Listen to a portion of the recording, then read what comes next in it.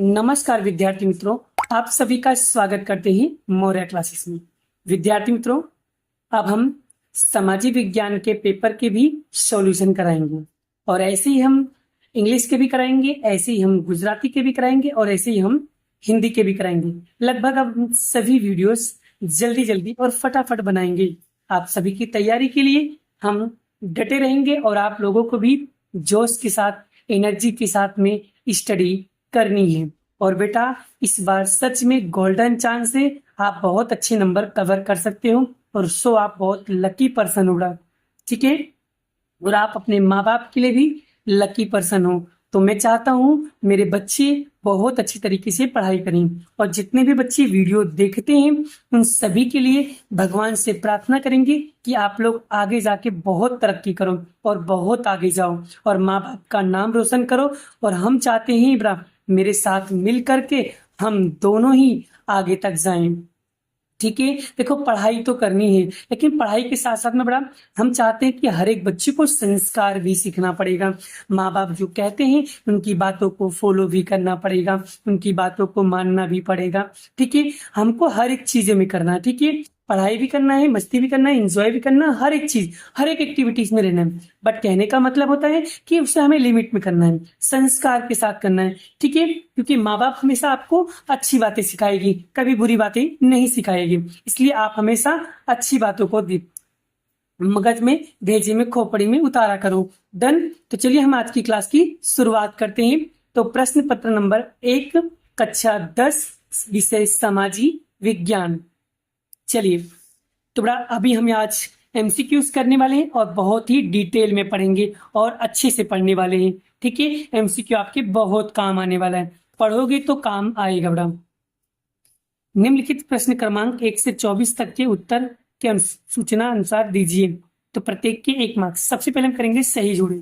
बड़ा सही जोड़े एग्जाम के बोर्ड के अंदर भी आता है, सभी के अंदर पूछते हैं, इसलिए बहुत आईएमपी। सो प्लीज एमसीक्यू पे ज्यादा फोकस करना, ठीक है। और हम चाहते हैं बड़ा एमसीक्यू ब्रज के पेपर में से इनफ नहीं है, आपको और भी बहुत सारे एमसीक्यूज करने पड़ेंगे। अगर आप चाहते हो एसएस के अंदर टॉपर बनना चाहते हो तो बड़ा ये जो एमसीक्यू ये तो करना ही करना है, पर आपको डाइजेस्ट के, किताब के पीछे के या कोई रेफरेंस बुक है वहां से या बोर्ड के पेपर्स एनालाइज और रिसर्च करो बड़ा, अलग अलग पेपरों के बड़ा, वो पेपर की क्या करो आप लोग तैयारी करना चालू कर दो। अगर आपके पास बोर्ड के पेपर हिंदी में नहीं है तो मेरे पास अवेलेबल है, वो मैं आप लोगों को प्रोवाइड कर दूंगा, ठीक है। और बड़ा मैंने एक व्हाट्सएप ग्रुप बनाया है जिसके अंदर कोई भी बच्चा ज्वाइन हो सकता है, वहां पर नोट और पीडीएफ मिलते रहते हैं, ठीक है बड़ा।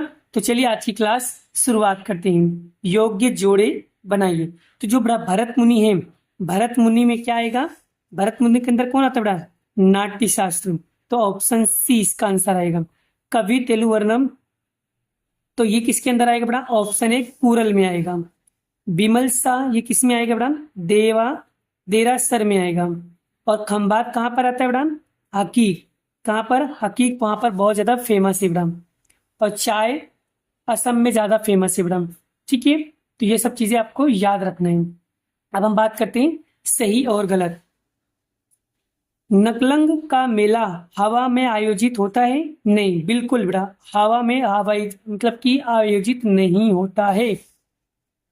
मुनसर तालाब धुनका में आया हुआ है? नहीं, मुनसर तालाब धुनका में नहीं आया गया है, यह विधान गलत है।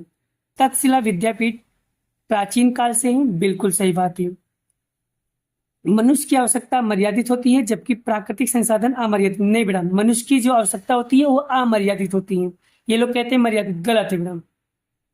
जंगलों का विनाश प्राकृतिक असंतुलन का सबसे बड़ा कारण? हाँ बेटा, बिल्कुल कारण है। अगर जनसंख्या बढ़ेगी तो सिंपल सी बात है, आप लोग क्या करोगे? जंगलों का विनाश ही करोगे ना बेटा। जब असंतुलन बिगड़ेगा, सबसे बड़ा कारण क्या है? असंतुलन। क्योंकि बैलेंस जब बिगड़ता है बेटा तो जंगलों का विनाश होना तय है। क्योंकि जब जनसंख्या बढ़ती जाएगी बेटा तो जंगलों का विनाश होना क्या है? तय है। इसलिए यह विधान सत्य है। आगे, लोथल किस तहसील में आया हुआ है? तो धोलका में आया हुआ है बेटा। लोथल है जो, वो कौन से तहसील में आया हुआ है? तो धोलका तहसील में आया हुआ है। रघुवंश नाम का जो ग्रंथ है बेटा, ये किसने लिखा था? तो कालिदास ने लिखा था। किसने लिखा था?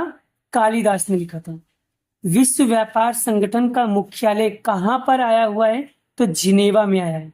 कहाँ पर आया है? जिनेवा में। गरीबी रेखा में निश्चित करने वाले कार्य का आयोग कौन करता है? तो योजना आयोग करता है। कौन करता है? योजना आयोग करता है। चलिए, गुजरात के खाली जगह सूर्य मंदिर, तो बड़ा गुजरात का सूर्य मंदिर कहाँ पर आया हुआ है? मोढेरा के सूर्य मंदिर कहते हैं। खाली जगह वास्तुशास्त्र का उल्लेख देखने को मिलता है। कहाँ पर मिलता है? वृहद संहिता में मिलता है। कहाँ पर मिलता है? वृहद संहिता। रेगिस्तान का जमीन कौन से राज्य में आया है? तो रेगिस्तानी जमीन बड़ा राजस्थान में आया हुआ है। आगे बढ़ा, नेक्स्ट क्वेश्चन। माही सागर पर बहुउद्देशीय योजना आई हुई है, तो कहां पर आया हुआ? वणा कावेरी, वणा कावेरी।